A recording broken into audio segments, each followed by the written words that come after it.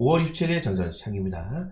자, 오늘은 뉴욕 증시가 휴장을 하게 되죠. 그렇기 때문에 더욱더 내부적인 이슈, 특히 우리나라 같은 경우에는 삼성전자 그리고 한중일 정상회의가 있기 때문에 관련 테마주들이 움직일 가능성이 매우 높다는 점들, 그리고 좀 역시나 시장의 변동성이 높아질 수밖에 없는 것은 금리 인하의 시점이 계속적으로 뒤로 밀리고 있기 때문인데, 한국과 미국, 영국이 현재 물가 불안 등의 이슈로 금리 인하 시점이 미뤄지고 있는 상황에서 일단은 다행스럽게 6월 달에 유럽연합이 일단 금리 인하 가능성이 굉장히 높아지고 있습니다. 자, 그렇게 된다면은 미국이 금리 인하를 하지 않더라도 선제적으로 금리 인하는 국가들이 나오게 된다. 이게 다수의 국가가 되게 된다면은 결론적으로는 우리나라를 포함한 다른 국가들도 금리 인하를 충분히 고려할 수 있다라고 좀 생각을 하시면 될 것 같고요. 자, 그리고 굉장히 중요한 일정이죠. 한중일 정상회의가 진행이 되는데, 우선 그 전에 이 한일 그리고 이 한중 정상회담이 먼저 진행이 됩니다. 물론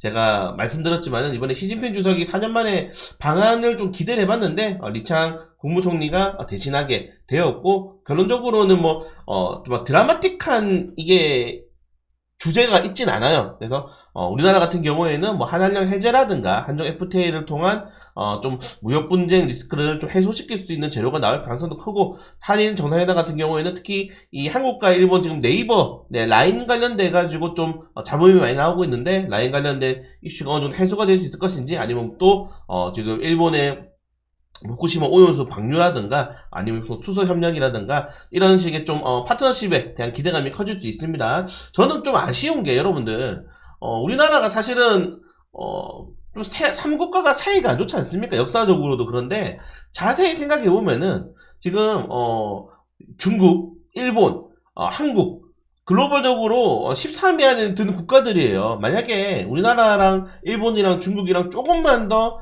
관계 개선이 되면서 유럽연합처럼 생각해보면, 유럽도 얼마 많이 싸웠습니까? 그 유럽 내 국가에서 몇천 년 동안 싸웠던 국가들인데 결국 유럽연합이라는 하나의 경제체제를 출범을 했잖아요. 우리나라도 한국과 일본, 미국이 좀 경제 대국으로서 이런 좀 파트너십을 잘 맺어가지고 하나의 경제체제를 만들면 어떨까라는 생각을 한번 해봤어요. 왜냐하면 굉장히 다 기술력도 가지고 있는 국가들고 저력이 있는 국가들이기 때문에 그런 것들이 좀 아쉽지 않나. 이런 정치적인, 그리고 좀 어떠한 정치적인 헤게모니가 가장 좀 많이 엇나가고 있긴 한데, 그런 것들이 좀 아쉬운 상황이다. 그래서 관계가 개선되는 거는 절대적으로 우리나라한테는 이득입니다. 한국과 중국이 관계가 개선되고, 한국과 일본이 관계가 개선되고, 중국과 일본이 관계가 개선되는 거는 우리나라한테는 너무나 큰 이득이에요. 그러니까 서로 미워하지 말고 이게 좀 장기적으로 생각해야 된다. 우리뿐만 아니고 우리나라 후손들에게도 좀 좋은 국가를 물려주기 위해서는 관계 개선이 꼭 필요하다, 좀 말씀을 드리고 싶고,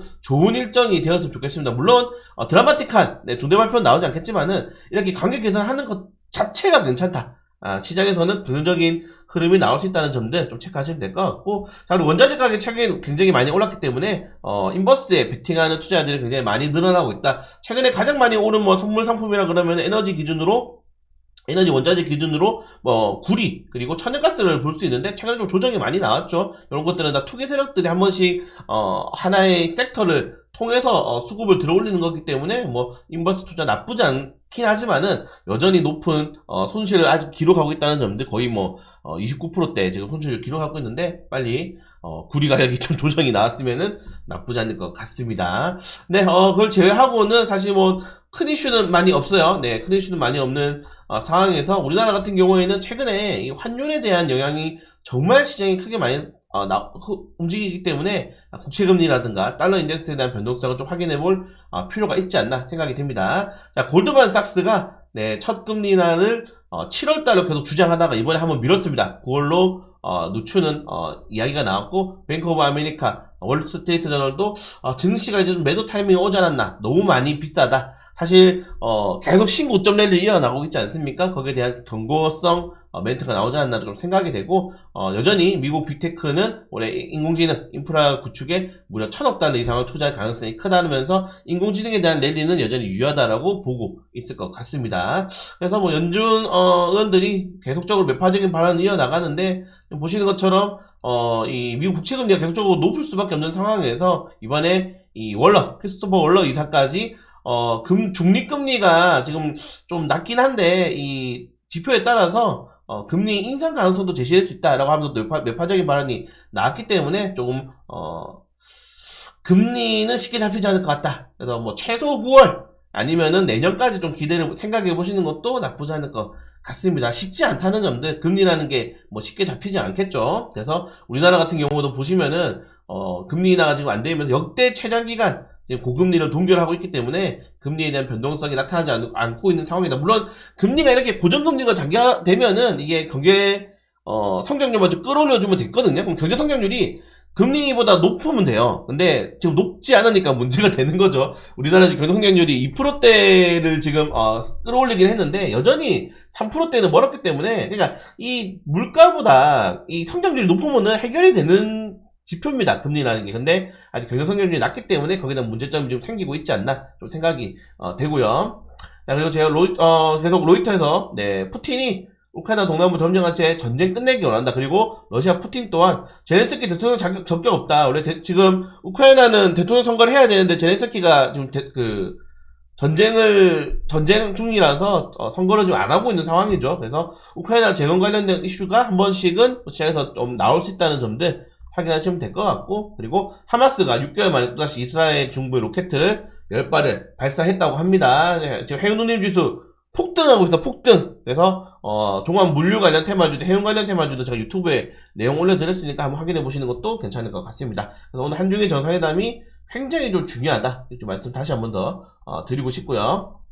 자, 육전시 업종들은 대부분 상승했습니다. 근데 좀 재밌는 이슈가 있는 게, 이번에 구글이 인공지능에서 검색하면은 오바마는 무슬림이라고 계속 논란이 나온다, 이런 식의 좀 이제 오류가 계속적으로 발생하고 있다, 구글의 제미나이에서 이렇게 이야기가 나오고 있는데, 재밌는 기사가 있었어요. 2015년 기사인데 미국인 3명 중에 1명이 오바마는 무슬림이라고 믿고 있다고 합니다. 이게 정말 옛날 뉴스인데, 그러면은 인공지능이 안 틀린 거 아닌가. 인공지능 같은 경우는 빅데이터를 기반으로 만드는 거기 때문에 미국인들 3명 중에 1명이 이미 믿고 있어서 그런 결과를 내지 않았을까라는 좀 재밌는 생각도 한번 해보게 되었고요. 그걸 제외하고는 대부분 업종들이 나쁘지 않은 흐름 보여줬기 때문에 오늘 국내 증시 반도체 종목들 반등이 좀 나아줄 필요가 있을 것 같다. 삼성전자 관련해서는 제가 워낙에 많이 말씀을 드렸기 때문에 삼성전자의 반등이 정말 필요한 시장이라고 다시 한번 좀 말씀을 드리고 싶습니다. 오늘 개별적인 일정이 굉장히 많습니다. 강센 바이오텍부터 AS 일렉트로닉까지